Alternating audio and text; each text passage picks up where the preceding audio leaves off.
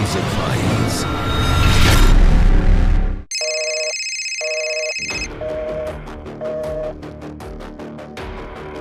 वो एक अनजानी आवाज का पीछा कर रहे थे।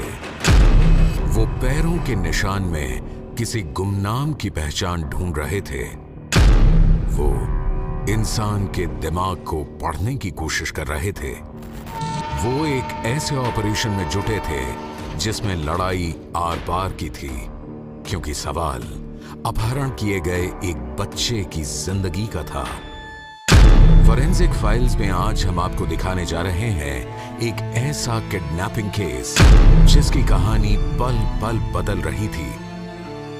इस केस में पुलिस के फेल होने से एक नन्ही सी जान की जिंदगी खतरे में पड़ सकती थी, लेकिन फोरेंसिक साइंस की मदद से पुलिस ने किडनैपर के हर दाव, हर खेल को नाकामयाब कर दिया।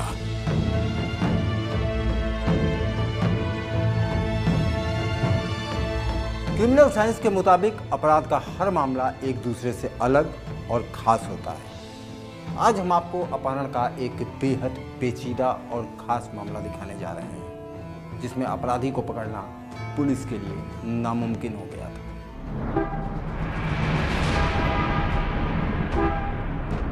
नोएडा के लिए यह आम सा दिन था। सुबह करीब 8 बजे एक माँ अपने बच्चे को स्कूल के लिए तैयार कर रही थी।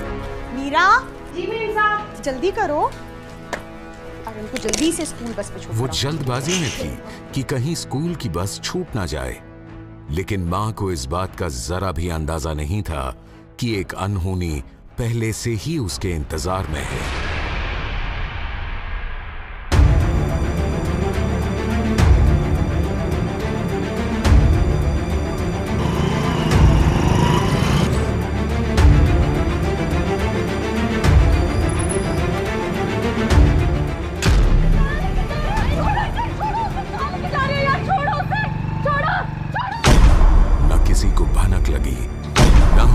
समझ पाया। नोएडा के एक पॉश इलाके से अचानक एक बच्चे को किडनैप कर लिया गया। दिन दहाड़े एक बच्चे के अपहरण की घटना की खबर से पुलिस महकमे में हड़कंप मच गया। ये क्या हो गया सर? मेरे बेटे को कौन ले गया? प्लीज उसको जल्दी पकड़िए, मेरा बेटा लाइए। मैंने किसका क्या बिगाड़ा है? बच्चे के पापा कहाँ हैं? वो सिंगापुर गए हैं। मैंने फोन किया, रात तक आएंगे। बच्चे को स्कूल छोड़ के जी साहब, मैं गई थी।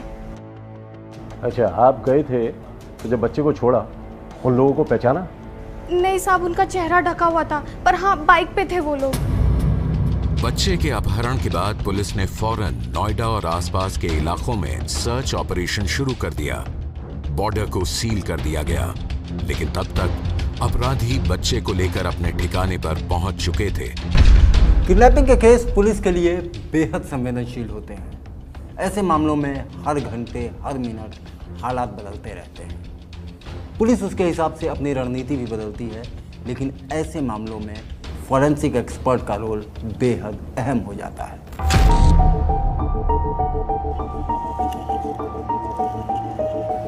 सर, आपने एक चीज़ नोट करी? घर से स्कूल बस स्टॉप तक एक भी सीसीटीवी नहीं है और आसपास कोई सिक्योरिटी गार्ड भी नहीं है। और घटना के वक्त बच्चे के साथ सिर्फ मेड थी।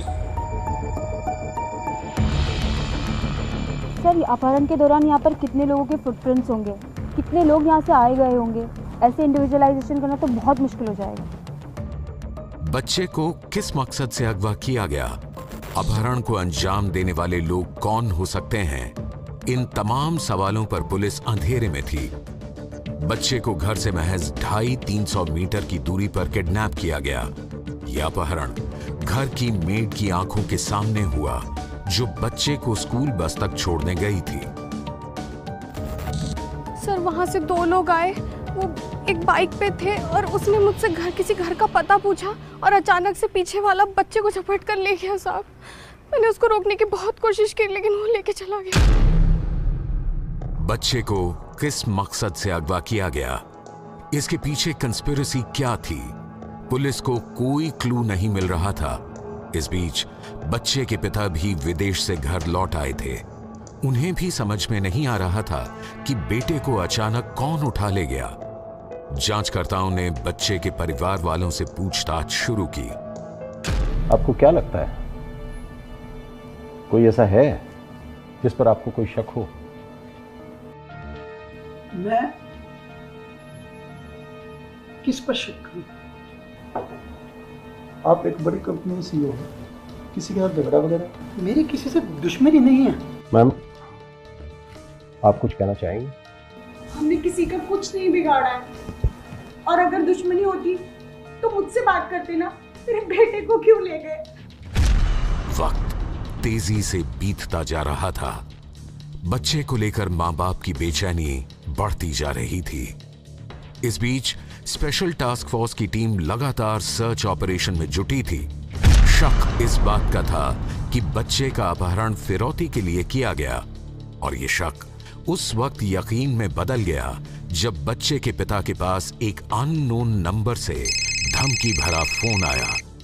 जांचकर्ता ऐसे किसी फोन कॉल की तैयारी पहले ही कर चुके थे। हेलो, तेरा बच्चा हमारे पास है, अगर उसे जिंदा रखना चाहता है तो माल तैयार रखना, जगह और रकम हम बाद में बताएंगे। हेलो, अरे सुनिए, अरे हेलो हेलो हेलो, अरे सुनिए तो सही। ये फोन कॉल सिर्फ 20 सेकंड का था। 20 सेकंड में सिर्फ 23 शब्द बोले गए थे और कॉल कट गई। इस फोन कॉल से एक बात तो साफ हो चुकी थी कि अपहरण फिरौती के लिए किया गया है। किडनैपर ने मोबाइल फोन से लैंडलाइन पर कॉल किया था। ये फोन फर्जी पते पर रजिस्टर्ड था। इस फोन की लाइव लोकेशन मिलना भी मुश्किल था, क्योंकि कॉल करने के बाद ये फोन ऑफ कर दिया गया था। लेकिन इस कॉल से अपहरणकर्ताओं का एक बड़ा सुराग हाथ लगने वाला था। फिरौती के लिए फोन करने वाला किडनैपर कौन हो सकता है? उसने कहां से फिरौती के लिए फोन किया था? इस जानकारी के लिए फोन कॉल को एक खास तकनीक से जांचा परखा जाना था। इसके लिए लिंग्विस्टिक फॉरेंसिक एक्सपर्ट्स की मदद ली गई।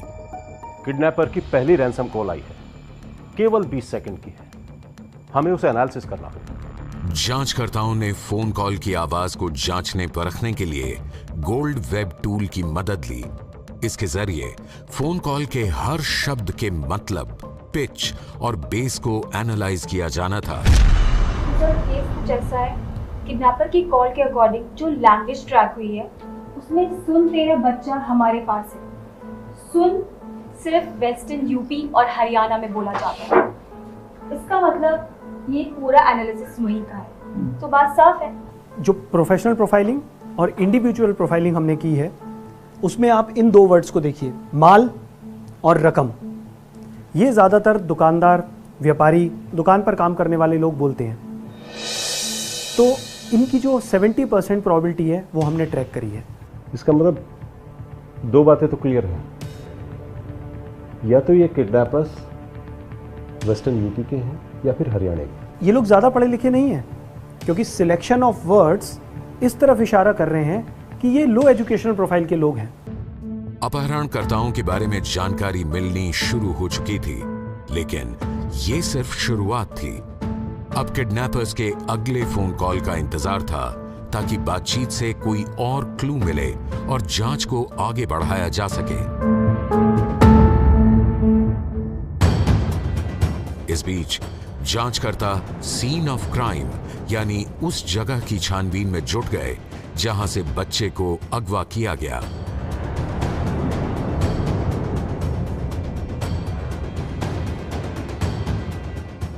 फिलहाल फोरेंसिक एक्सपर्ट ये जानने की कोशिश में जुट गए कि अपहरण को कितने समय में अंजाम दिया गया होगा, किडनैपर्स किधर से आए और किस डायरेक्शन में भागे। पुलिस के पास अब दो ऑप्शंस थे। पहला कि किडनैपर्स की हर बात मानी जाए और उनकी अगली कॉल का इंतजार किया जाए, और दूसरा कि परिवार वाले पुलिस के हिसाब से किडनैपर्स से बात करें और इस दौरान पुलिस अपने सर्च ऑपरेशन को जारी रखे।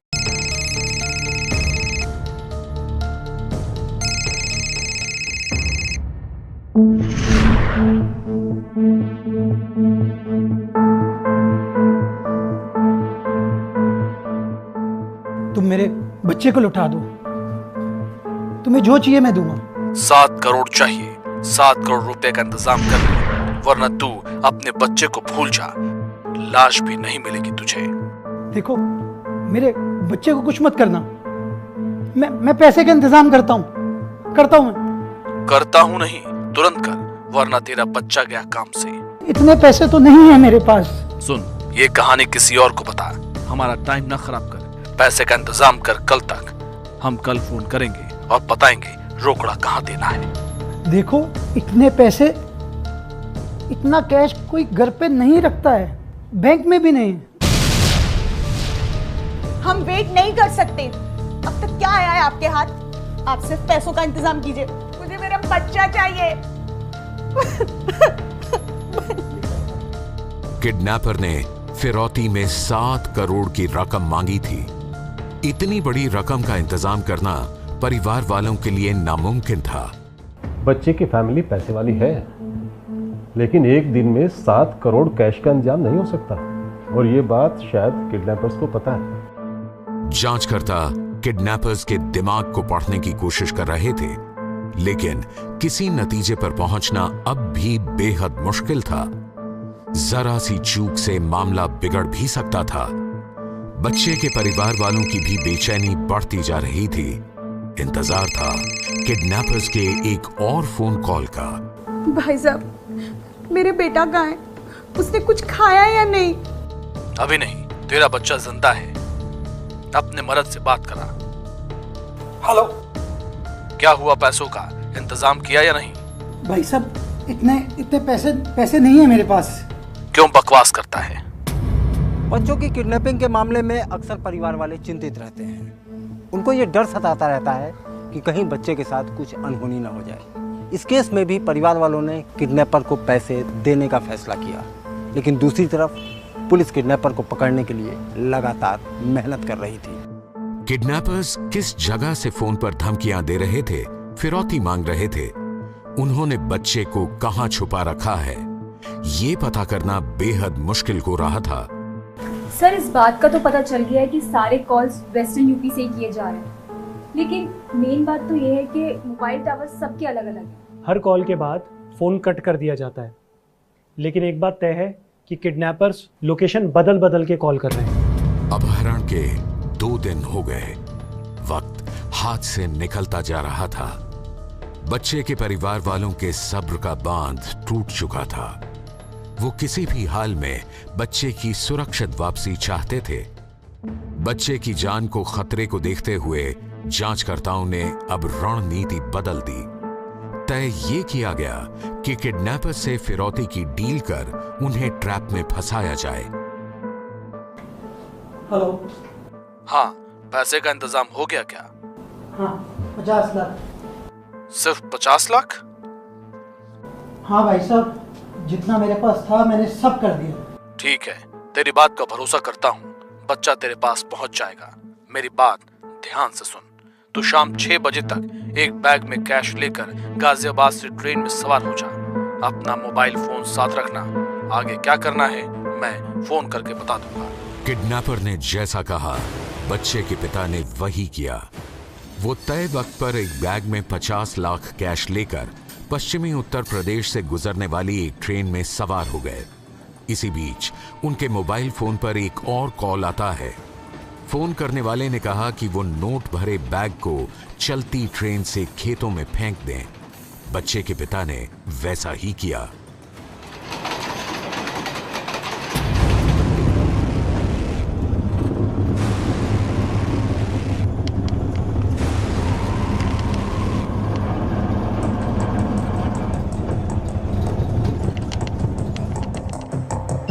प्लान के मुताबिक किडनैपर्स ने बच्चे को नोएडा की सीमा पर एक ऑटो में बिठा दिया था। अकेला बच्चा ऑटो से अपने घर पहुंचा। जांचकर्ताओं ने उस ऑटो को कब्जे में ले लिया जिससे वो घर लौटा था। ऑटो से कुछ फिंगरप्रिंट उठाए गए। सर, वो बच नहीं सकते। ये देखिए, नोएडा के जिस इलाके में किडनैपिंग हुई थी उस वक्त 700 नंबर एक्टिवेट थे।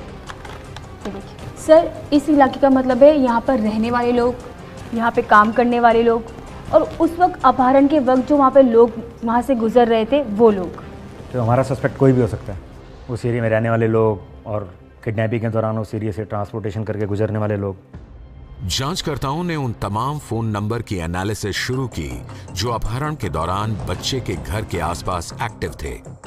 लंबी छानबीन के बाद आखिर करीब 2 दर्जन फोन नंबर जांच के दायरे में आ गए।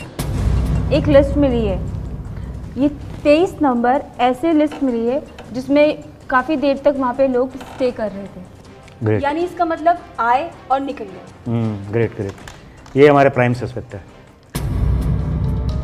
हमने उनसे 23 नंबरों के बारे में पता किया, ये ज़्यादातर बच्चे के पड़ोसी हैं। आप ये बताइए, इनमें से कुछ दुकानदार हैं? हाँ, 1-2 नंबर दुकानदार हो गए। सर कुछ याद आया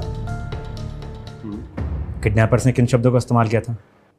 माल, रकम, रोकड़ा, और ये शब्द कौन इस्तेमाल करते हैं? दुकानदार। You are right. और वो भी पश्चिमी उत्तर प्रदेश और हरियाणा के। बिल्कुल सही। बच्चे के घर के पास दुकान में काम करने वाले एक शख्स के फुटप्रिंट और फिंगरप्रिंट से ये बात तो साफ हो गई कि उसका इस घटना से कोई ना कोई संबंध ज़रूर है। लेकिन यहाँ पर एक पेंच फंस गया। वो पेंच ये था कि बच्चा ना तो इन लोगों को पहचान रहा था और इन लोगों के पास कोई भी मोबाइल फ़ोन नहीं था। ये देखिए, फुटप्रिंट्स मैच हो गए। ये सेम फुटप्रिंट्स हैं जो हमें क्राइम सीन पे मिले। जिस शख्स का फुटप्रिंट सीन ऑफ क्राइम के फुटप्रिंट से मैच कर रहा था वो बच्चे के घर के पास ही किराने की दुकान में बतौर स्टाफ काम करता था। एसटीएफ ने उसे पूछताछ के लिए बुलाया और उसका फिंगरप्रिंट लिया गया।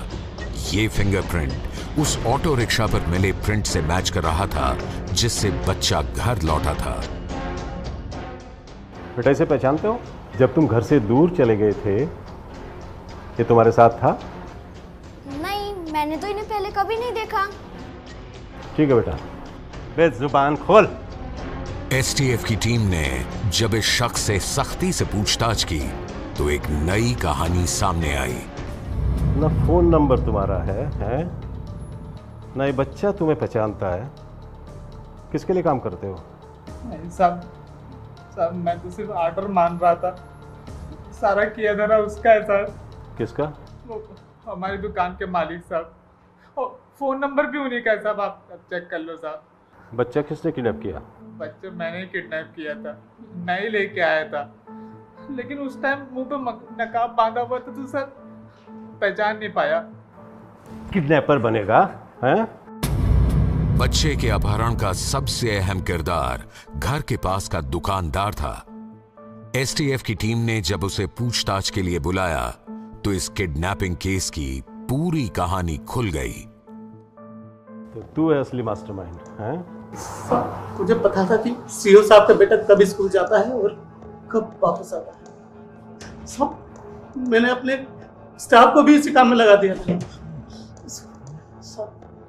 बच्चे को 2 लोगों ने मोटरसाइकिल पे किडनैप किया, उसके बाद गाड़ी में डाल के बागपत की तरफ चले गए। मैं भी अपनी दुकान बंद करके उसी दिन बागपत चला गया साहब। मैं बच्चे को छिपाने का ठिकाना बना रखा था, लेकिन बच्चे के सामने कभी गया नहीं। पकड़ा गया ना आखिर में? मुझे पता था कि पुलिस कब कहाँ जा रही है, इसलिए 50 लाख की फिरौती के लिए सीओ साहब को ट्रेन से बुलाया था। नोट वाले बैग को ट्रेन से इसलिए खेत में फेंकवाया ताकि कोई पुलिस पकड़ ना पाए। अब बच्चे को छोड़ने के काम में भी मैंने स्टाफ को लगाया था साहब। हर अपराधी ये सोचकर अपराध करता है कि वो कभी नहीं पकड़ा जाएगा। इस केस में भी अपराधियों ने ऐसा ही सोचा, लेकिन फॉरेंसिक साइंस में बचने की गुंजाइश ना के बराबर होती है।